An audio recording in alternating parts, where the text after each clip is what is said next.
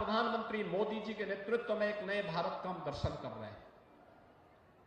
इस भारत को दुनिया के एक बड़ी ताकत के रूप में स्थापित करने के लिए आवश्यक है कि डबल इंजन की सरकार को और भी ताकत दिए जाने की आवश्यकता है, और भी ताकत दिए जाने की आवश्यकता है।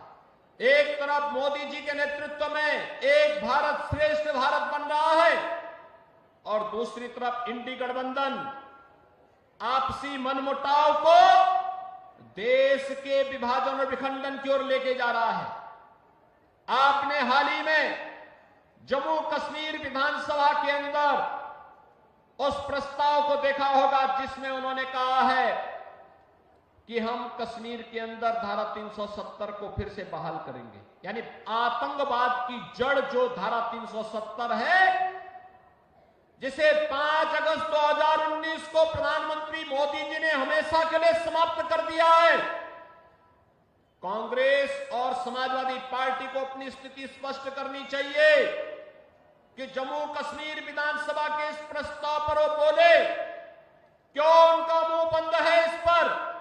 ये फिलिस्तीन के नाम पर आंसू बहाने वाले लोग, पाकिस्तान के नाम पर आंसू बहाने वाले लोग जम्मू कश्मीर के मुद्दे पर मौन क्यों बने बैठे हैं? ये देश की एकता और अखंडता को चुनौती देने वाली स्थिति है और कोई भी भारतीय राष्ट्र की एकता और अखंडता को कतई पर किसी प्रकार की चोट को स्वीकार नहीं करेगा। और बहनों और भाइयों, उसी का आह्वान करने के लिए मैं आपसे अपील करने के लिए आया हूं। इस समाजवादी पार्टी हो या कांग्रेस, ये राष्ट्रीय एकता और अखंडता के साथ खिलवाड़ कर रही है अपने राजनीतिक स्वार्थों के लिए।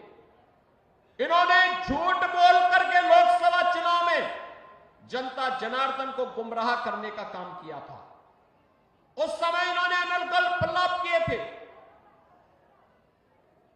बाबा साहब भीमराव अंबेडकर जी के बारे में, संविधान के बारे में झूठ बोल करके जनता को गुमराह करने का कुत्सित कार्य किया था।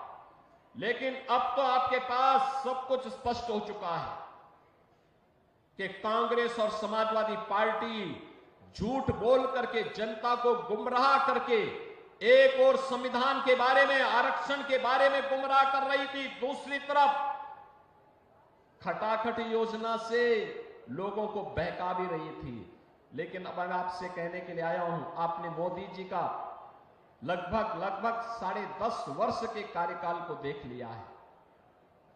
बाबा साहब भीमराव अंबेडकर के पंचतीर्थ बनाने का काम मोदी जी ने किया है।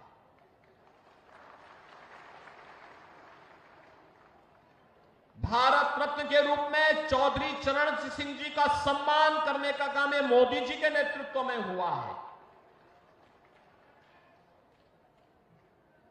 जबकि यह कार्य 1980 में होना चाहिए था, 1985 में होना चाहिए था, 1990 में होना चाहिए था। लेकिन एक लंबे कालखंड के बाद यह समय लगा जब किसानों को सम्मान मिला है और चौधरी साहब को भारत रत्न से सम्मानित किया है प्रधानमंत्री मोदी जी ने।